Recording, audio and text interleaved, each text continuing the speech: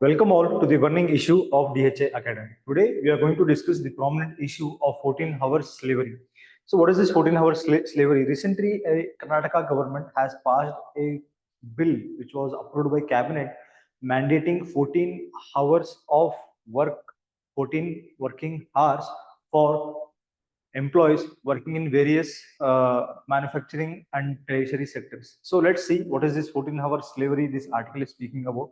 And we'll also see with local reservation for localites at what extent it upholds the constitutionality and at what extent it passes the test of constitutionality.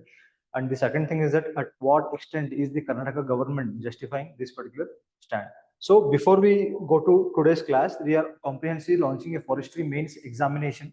For forestry mains examination, if you are preparing for IFOS forestry, for IFOS Indian Forest Service with forestry as your optional, so this test course is for you. Here we have comprehensively covered optional courses and test series for forestry examination.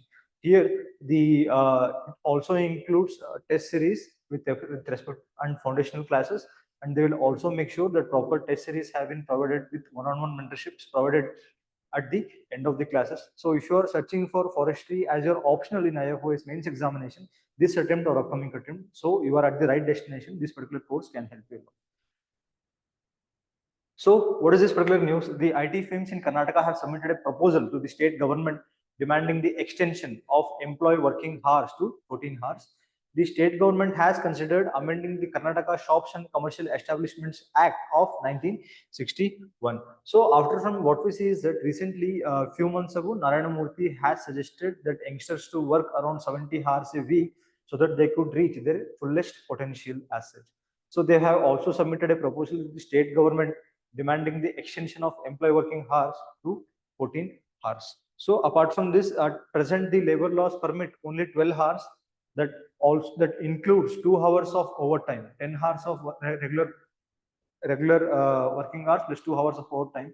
This the IT sector, this new proposal that states that the employees in ITES, even the BPOs, that's call center sectors, may be required or allowed to work more than 12 hours a day, not exceeding 120 hours in 3 continuous months. This is what this bill is trying to focus on. So there are various industries and industrial unions and various unions protesting for the bill and protesting against the bill. Let's see the various things which this particular bill is focusing on. The Karnataka State IT and ITS Employees Union has opposed the proposal, saying that 1/3 of workforce will be wiped out of employment.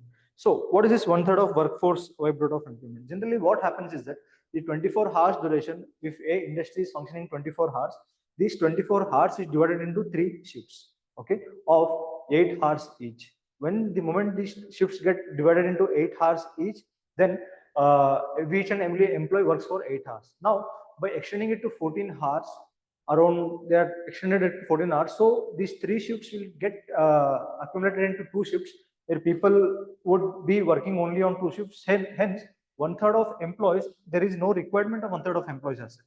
This is what the major concern has been raised by the union. So the currently 3 shift system would get itself into 2 shift system. Even the NASCOM has also stood against this particular move.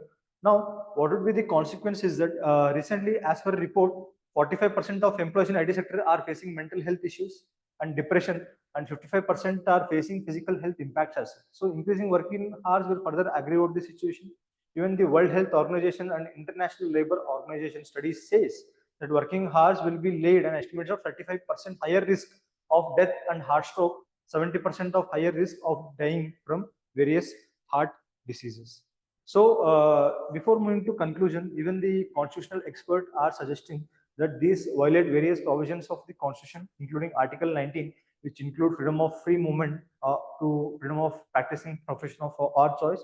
Even the Article 21, that is right to life and livelihood, the life to live with dignity, and it also in crossroads with the Indra Shawni case, which caps 50% reservation. And last contention issue is government can uphold reservation in public sector, when it comes to private sector, it's still a debate which needs to be concluded. Apart from all this, even in the even the state governments of Haryana and state governments of Kolkata had tried to pass this, especially the Haryana High Court, the Haryana government had tried to bring this legislation for jobs for local aids. Even the Andhra Pradesh had did so, but the Haryana government stand was nullified, was violated, null and void by Chandigarh High Court. So apart from all these things, this aspect of conclusions, the mental health should be taken into consideration so that the international standards